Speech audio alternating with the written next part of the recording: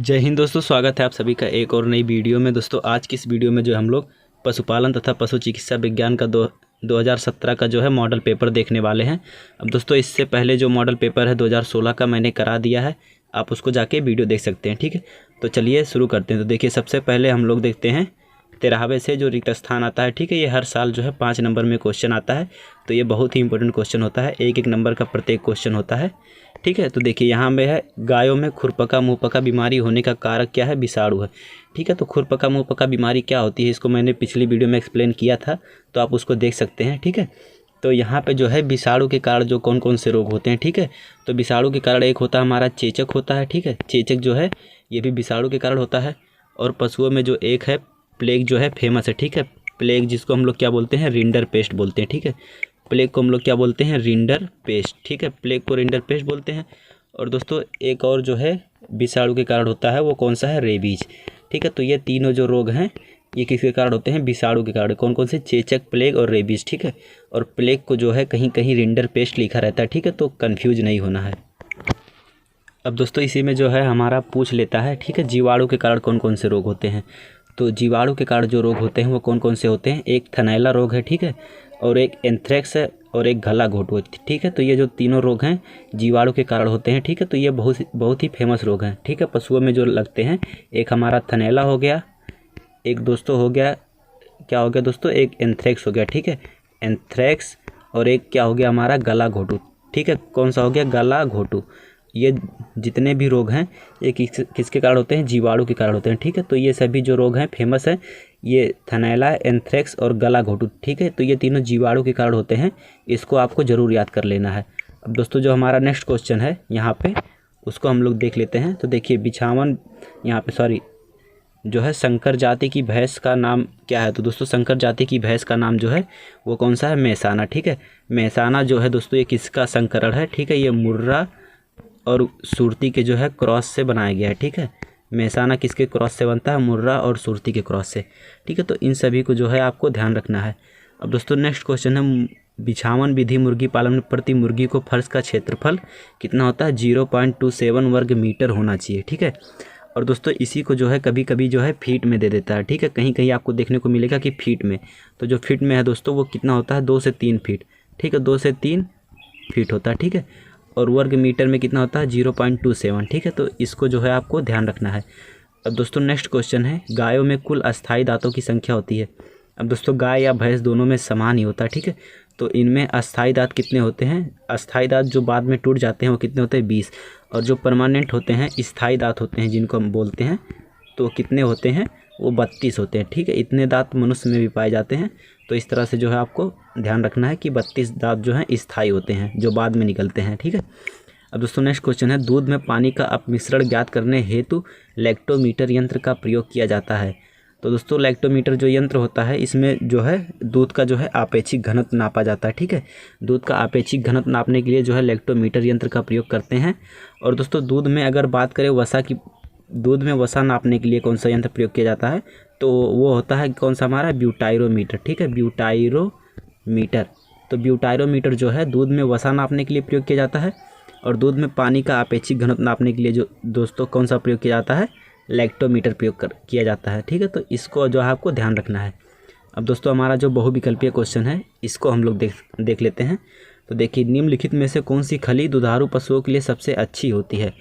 तो कल के जो वीडियो में मैंने आपको बताया था, ठीक है, कि दुधारू पशुओं के लिए जो सबसे अच्छी खली होती है वो कौन सी होती है? बिनौला की खली होती है। ठीक है, अलग अलग पशुओं में अलग अलग प्रकार की खली खिलाई जाती है। ठीक है, वैसे सामान्य पशुओं के लिए अलसी की खली जो है सबसे अच्छी मानी जाती है, और दुधारू पशुओं में जो है बिनौला की खली अच्छी मानी जाती है। तो इसको आपको ध्यान रखना है, कन्फ्यूज नहीं होना है। अब देखिए जो हमारा नेक्स्ट क्वेश्चन है किस भैंस के दूध में वसा प्रतिशत अधिक पाया जाता है? सबसे अधिक किस में पाया जाता है? तो सबसे अधिक जो है वसा प्रतिशत वो किस में पाया जाता है? भदावरी में। ठीक है, और दोस्तों अगर क्वेश्चन पूछ ले सबसे अधिक दूध कौन देती है? ठीक है, कौन सबसे अधिक दूध उत्पादन किसका होता है, या सबसे अधिक दूध देने वाली भैंस कौन सी है? तो सबसे अधिक दूध देने वाली भैंस जो हमारी है वो कौन सी है? मुर्रा है। ठीक है, सबसे अधिक दूध देने वाली मुर्रा है। और सबसे अधिक वसा जो पाई जाती है दूध में वो किस में पाई जाती है? भदावरी में। ठीक है, अब दोस्तों जो हमारा नेक्स्ट क्वेश्चन है बकरियों में गर्भकाल होता है। ठीक है, तो बकरियों में गर्भकाल जो होता है दोस्तों वो 145 से 150 दिन होता है। अगर एग्जैक्ट माने तो कितना होता है 145, जो अगर एक बार लिखा रहेगा तो 145 रहेगा, ठीक है। और वैसे तो 145 से 150 होता है, ठीक है। और भेड़ का दोस्तों जो होता है वो कितना होता है 155 होता है, ठीक है। ये किसका होता है, ये भेड़ का होता है। अब दोस्तों गाय में तो आपको पता ही होगा कितना होता है 282 होता है, ठीक है। और भैंस में कितना होता है 310 होता है, भैंस में कितना होता है 310 होता है। अब दोस्तों जो हमारा नेक्स्ट क्वेश्चन है, गाय के शरीर का तापक्रम होता है, ठीक है। तो गाय के शरीर का जो तापक्रम होता है वो कितना होता है 101.5 डिग्री फ़ारेनहाइट, ठीक है। इसमें गलत दिया है, ठीक है। ये जो 107 डिग्री है दोस्तों, ये किसका होता है, ये जो होता है ये मुर्गी का होता है, ठीक है। 107 डिग्री फ़ारेनहाइट जो है ये मुर्गी का तापक्रम होता है।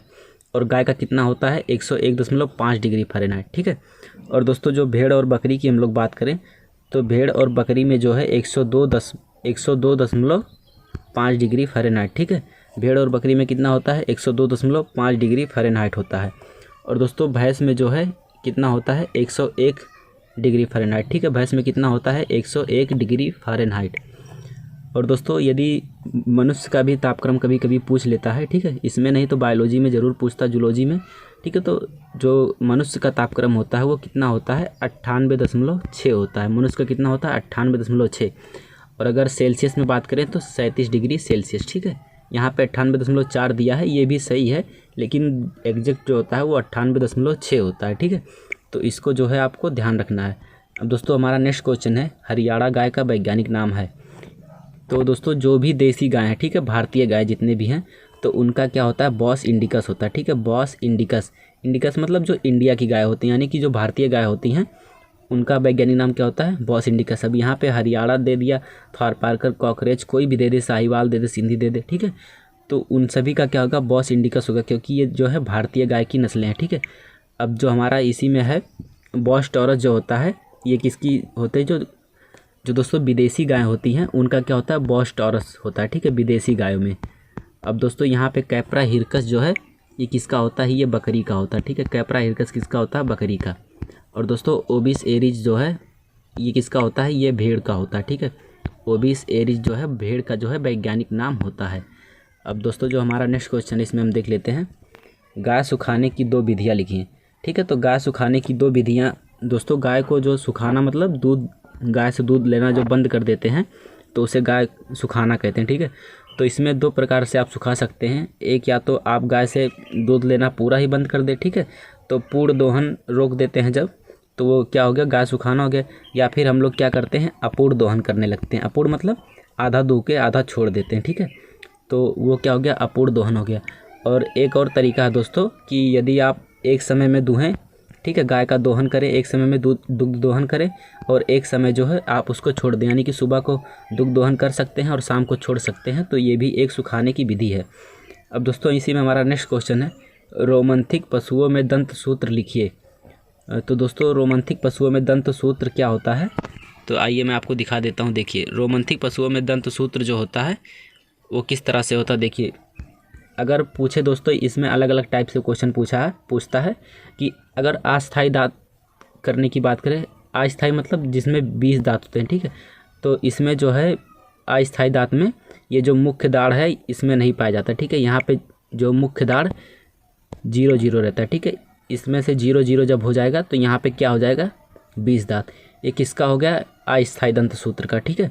अगर अस्थायी दंत सूत्र पूछे तो उसमें कितने दांत होते हैं 20 दांत, ठीक है। तो देखिए 3 3 6 3 त्रिक 9 3 चौक 12, ठीक है, 32 में से 12 घटा देंगे तो कितना बचेगा 20 बचेगा, ठीक है। तो ये हमारा जो है अस्थायी दांत का सूत्र हो जाता है। और स्थायी दांत का जो है यहाँ पे दिया है, ठीक है।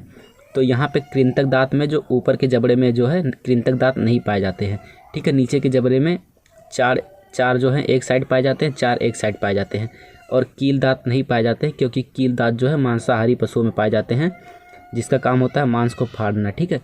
और अग्रदांत जो है, अग्रदाढ़ जो है दोस्तों, ये जो है ऊपर भी पाया जाता है 3 एक साइड 3 एक साइड, और नीचे भी 3 एक साइड और 3 एक साइड पाया जाता है, ठीक है। और स्थायी दांत में मुख्य दाढ़ जो पाया जाता है, ठीक है, अग्रदाढ़ भी पाया जाता है और मुख्य दाढ़ भी पाया जाता है। लेकिन अस्थायी दांत में जो है मुख्य दाढ़ जो है 0 पाया जाता है, ठीक है। आई होप समझ गए होंगे। अब आइए जो हम लोग नेक्स्ट क्वेश्चन देख लेते हैं, पशुओं में नसबंदी के विषय में लिखिए। तो दोस्तों नसबंदी उसे कहते हैं जिसमें क्या करते हैं दोस्तों, पशु का जो शुक्रवाहिनी होता है, अंडकोश से जो शुक्राणु लाने वाली शुक्रवाहिनी होती है, उसको हम लोग क्या करते हैं, शुक्रवाहिनी को जो है हम लोग काट देते हैं, ठीक है। तो इससे क्या होता है दोस्तों, उसके जो शिश्न है वहाँ तक जो है शुक्राणु नहीं पहुँच पाते हैं, जिससे वो पशु क्या करता है, किसी गाय को गर्भित नहीं कर पाता है। उसे हम लोग क्या बोलते हैं, टीजर बुल बोलते हैं, ठीक है। उसे हम लोग टीजर बुल बोलते हैं। इसका जो है शर्मीली गायों में ऋतुमयी का पता लगाने के लिए इसका प्रयोग किया जाता है, ठीक है। तो ये जो है इसके बारे में है, ऐसे आप बना के लिख सकते हैं, ठीक है। आप इसको पढ़ लीजिएगा क्योंकि यहाँ से क्वेश्चन बहुत बार आते हैं, ठीक है। एक नसबंदीकरण होता है, एक बधियाकरण होता है, ठीक है। इन दोनों में आपसे अंतर पूछता है, ठीक है। तो इन सभी को आपको पढ़ लेना है। अब दोस्तों यहाँ पे जो नेक्स्ट क्वेश्चन है, किन्हीं दो अन्न उपजात का नाम लिखिए। अन्न उपजात मतलब दोस्तों क्या होता है कि जैसे कोई अन्न है, ठीक है, जैसे गेहूँ हो गया, ठीक है। तो गेहूँ में दोस्तों जब गेहूँ को हम लोग पिसाई करते हैं तो उसमें जो बड़े बड़े कण रह जाते हैं, जैसे गेहूँ का चोकर जिसको बोलते हैं, ठीक है। तो चोकर में जो है कार्बोहाइड्रेट की मात्रा बहुत अधिक पाई जाती है, तो इसी को जो है अन्न उपजात बोलते हैं। एक गेहूं का चोकर हो गया, एक धान का चोकर, ठीक है। धान का चोकर मतलब जिसको देहात में लोग बरान बोलते हैं, ठीक है। तो धान को कुटाते समय जो निकलता है उसको धान का चोकर बोलते हैं, ठीक है। तो ये भी जो है अन्न उपजात के नाम है। तो एक गेहूं का चोकर, एक धान का चोकर, इन दोनों को जो है आप लिख सकते हैं, ठीक है। अब दोस्तों यहाँ पे जो नेक्स्ट क्वेश्चन है इसको हम लोग देख लेते हैं, ठीक है। तो देखिए यहाँ पे जो है, यहाँ पे एक क्वेश्चन रह गया दोस्तों, ट्रोकार और कैनुला यंत्र का प्रयोग लिखिए। तो दोस्तों ट्रोकार क्या होता है, ट्रोकार और कैनुला होता है दोस्तों, ये जब पशु को जो है अफारा रोग हो जाता है, ठीक है। कौन सा रोग हो जाता है, पशु को क्या हो जाता है, अफारा रोग हो जाता है, ठीक है। तो जब पशु को अफारा रोग हो जाता है तो उसके बाईं तरफ जो कोख होता है, ठीक है, बाईं तरफ क्या होता है दोस्तों, रूमेन होता है, ठीक है। आमाशय का एक भाग होता है रूमेन। अब दोस्तों आमाशय 4 भागों में बटा होता है। पहला भाग होता है रूमेन, फिर रूटिकुलम, फिर ओमेजम, फिर एबोमेजम, ठीक है। तो ये जो है बाईं तरफ जो है रूमेन पाया जाता है, ठीक है। रूमेन में क्या होता है, दूषित गैस भर जाता है, ठीक है। चारा जब सड़ने लगता है तो वहाँ पे दूषित गैस भर जाता है, जिससे उसकी बाईं कोख जो है फूल जाती है, ठीक है। वैसे तो सब पूरा पेट फूल जाता है, लेकिन बाईं तरफ जो है ट्रोकार कैनुला जो यंत्र होता है दोस्तों, इस तरह से जो है यंत्र होता है एक, ठीक है। ये एक नुकीला यंत्र होता है, इसको दोस्तों हम लोग ट्रोकार बोलते हैं। और इसी के तरफ जो खोखला यंत्र ऐसे होता है दोस्तों, इसको हम लोग क्या बोलते हैं, कैनुला बोलते हैं, ठीक है। तो ये इसके ऊपर ऐसे लगा रहता है, ठीक है। तो इसको क्या करते हैं, जो रूमेन होता है उसमें धंसा देते हैं, ठीक है। धंसाने के बाद जो है इसको कैनुला को छोड़ देते हैं और ट्रोकार को निकाल लेते हैं, ठीक है। तो यहाँ से जो है कैनुला के माध्यम से जो है दूषित गैस जो है पेट से बाहर आ जाता है, ठीक है। इस तरह से जो है उपचार उसका हो जाता है, ठीक है। तो ट्रोकार और कैनुला यंत्र जो है अफारा रोग से पीड़ित पशुओं में जो है दूषित गैस निकालने के लिए जो है प्रयोग किया जाता है। अब दोस्तों इसमें से जो है ओसर में शक्ति चयन आहार की व्याख्या कीजिए। तो दोस्तों ये जो क्वेश्चन है ओसर में शक्ति चयन, इसे दोस्तों हम लोग स्टीमिंग अप भी बोलते हैं या फिर फिटिंग अप भी बोलते हैं, ठीक है। दोनों एक ही चीज़ें हैं। तो आइए इसके बारे में जो है हम लोग देख लेते हैं विस्तृत से। देखिए यहाँ पे जो है ओसर में शक्ति चयन दोस्तों, ये क्वेश्चन बार बार आता है, इसलिए मैंने इसको ऐड किया इसमें, ठीक है। तो यहाँ पे देखिए ओसर अथवा गर्भवती गाय को उसके अगले ब्यात की तैयारी के लिए जो खिलाई पिलाई की जाती है उसे स्टीमिंग अप अथवा फिटिंग अप या फिर ओसर शक्ति संचय बोलते हैं, ठीक है। अब दोस्तों कोई गाय गर्भवती है, ठीक है। अब वो जब बच्चा देने वाली होती है तो उसे 6 सप्ताह से पहले जो हम लोग खिलाते हैं चारा दाना, ठीक है, उसे एक्स्ट्रा दाना दिया जाता है, ठीक है। तो वही क्या होता है दोस्तों, हमारा फिटिंग अप होता है या स्टीमिंग अप होता है, ठीक है। तो यहाँ पे जो है 6 सप्ताह पहले से जो खिलाना आरंभ कर देना चाहिए। जो एक्स्ट्रा दाना होता है पशु को वो 6 सप्ताह से पहले हम लोग खिलाना चालू कर देते हैं, वही क्या होता है, स्टीमिंग अप होता है, ठीक है। गर्भवती गाय अथवा ओसर की इस खिलाई पिलाई का उद्देश्य गाय को ना तो मोटा करना होता और ना ही उसके अंदर भोजन द्रव्यों का भंडार स्थापित करना होता है। तो दोस्तों इसका जो उद्देश्य होता है वो पशु को जो है मोटा करने का उद्देश्य नहीं होता, ठीक है। उसे खिलाया जाता है अगले ब्यात की तैयारी के लिए, ठीक है, जिससे उसका जो दूध उत्पादन है वो अगले ब्यात में जो है बढ़ जाए, ठीक है। और चारा दाना खाने की जो उसकी जो है क्षमता है वो भी बढ़ जाए, ठीक है। तो इससे क्या होता है, जो दूध उत्पादन जो है बढ़ जाता है, ठीक है। तो वही हमारा क्या है, ओसर शक्ति संचय है, ठीक है। आप इसको स्क्रीनशॉट लेना चाहें तो आप ले सकते हैं। अब देखिए यहाँ पे जो हमारा नेक्स्ट क्वेश्चन है उसको हम लोग देख लेते हैं। तो देखिए छेना और पनीर में अंतर क्या है, ठीक है। तो दोस्तों छेना और पनीर में अंतर हम लोग देख लेते हैं। देखिए छेना क्या होता है दोस्तों, फटे हुए दूध से तैयार किया हुआ एक विशेष प्रकार का दुग्ध पदार्थ है। अब दोस्तों जो दूध होता है उसको हम लोग क्या करते हैं, ठीक है, दूध को हम लोग गर्म कर लेते हैं। तो दूध को जब हम लोग गर्म करते हैं दोस्तों तो उसमें हम लोग किसी भी जो खट्टा फल होता है जैसे नींबू हो गया, ठीक है, ज़्यादातर नींबू का ही प्रयोग किया जाता है। उस नींबू को जो है दूध में मिला देते हैं, ठीक है, इससे दूध क्या होता है, फट जाता है। देखिए जो उबलते हुए दूध को अम्ल, अब दोस्तों अम्ल जो है लैक्टिक अम्ल या फिर साइट्रिक अम्ल होता है, सिट्रिक अम्ल, ठीक है, लैक्टिक अम्ल या सिट्रिक अम्ल में से कोई भी, जिसमें जैसे नींबू हो गया, ठीक है, तो नींबू का ज़्यादा प्रयोग किया जाता है। उसके फलों के रसों को प्रयोग से फाड़ कर तथा पनीर जल अलग करके प्राप्त किया जाता है। अब दोस्तों जो मिला देंगे तब पनीर जल जो है उसको अलग कर दिया जाता है और उसके बाद जो प्राप्त होता है वो क्या होता है, हमारा छेना होता है। अब दोस्तों यहाँ पे छेना में ठोस पदार्थ जो है जो सॉलिड फैट होता है दोस्तों कितना पाया जाता है, 45%, ठीक है, और जल जो है नमी यानी कि 55% पाया जाता है, ठीक है। तो ये जो है इम्पोर्टेंट पॉइंट है, इसको आपको ध्यान रखना है। अब दोस्तों नेक्स्ट क्वेश्चन है पनीर, जो उसी में था अंतर देने के लिए, ठीक है। तो पनीर दोस्तों एक मुलायम प्रकार की चीज़ होती है, ठीक है, पनीर जो है एक मुलायम प्रकार की चीज़ होती है जो दूध को उच्च ताप पर अम्ल तथा ऊष्मा के द्वारा स्कंदित करके बनाया जाता है। दोस्तों इसमें भी जो है इसको भी जो है उसी तरह से जो है फाड़ के जो है स्कंदित करके बनाया जाता है, ठीक है। रेनिट के स्कंदन के द्वारा बनाया गया दुग्ध पदार्थ पनीर कहलाता है। अब दोस्तों इसकी जो परिभाषा है यहाँ से यहाँ तक जो है मेन है, ठीक है, रेनिट के स्कंदन के द्वारा बनाया गया दुग्ध पदार्थ जो है पनीर कहलाता है, ठीक है। तो इसको आपको याद कर लेना है, ठीक है। अब दोस्तों पनीर में कुल ठोस लगभग 46.5%, ठीक है, यानी कि 46.5% जो है इसमें जो है कुल ठोस पदार्थ पाया जाता है और जो नमी है 53.5% होती है, ठीक है। तो इसी के बाद जो दोस्तों हमारा नेक्स्ट क्वेश्चन है उसको हम लोग देख लेते हैं। तो देखिए यहाँ पे जो है नेक्स्ट क्वेश्चन है, अच्छी नस्ल की गायों का दूध उत्पादन बढ़ाने एवं उनको नियमित ब्याने के लिए पशुपालक को किन किन प्रमुख सिद्धांतों का पालन करना चाहिए, सविस्तार लिखिए। तो दोस्तों ये क्वेश्चन जो है बहुत ही इंपॉर्टेंट क्वेश्चन है क्योंकि ये हर साल परीक्षा में लगभग पूछा जाता है। इसमें से कुछ क्वेश्चन जो है अलग अलग तोड़ के पूछ ले जाते हैं, जैसे पशुपालक को किन प्रमुख सिद्धांतों का पालन करना चाहिए नियमित ब्याने के लिए, ठीक है, ये क्वेश्चन अलग कर देता है, या फिर दूध उत्पादन बढ़ाने के लिए अलग कर देता है, या फिर इसी में पूछता है अच्छी नस्ल की गायों का लक्षण लिखिए। तो एक ही क्वेश्चन में 4-5 क्वेश्चन बना देता है, तो इसलिए इसको क्वेश्चन को आपको पढ़ना है, ठीक है। दोस्तों यहाँ पे जो है प्रजाति से जो है नस्लों से जो है क्वेश्चन हर साल 6 नंबर में आते हैं, ठीक है।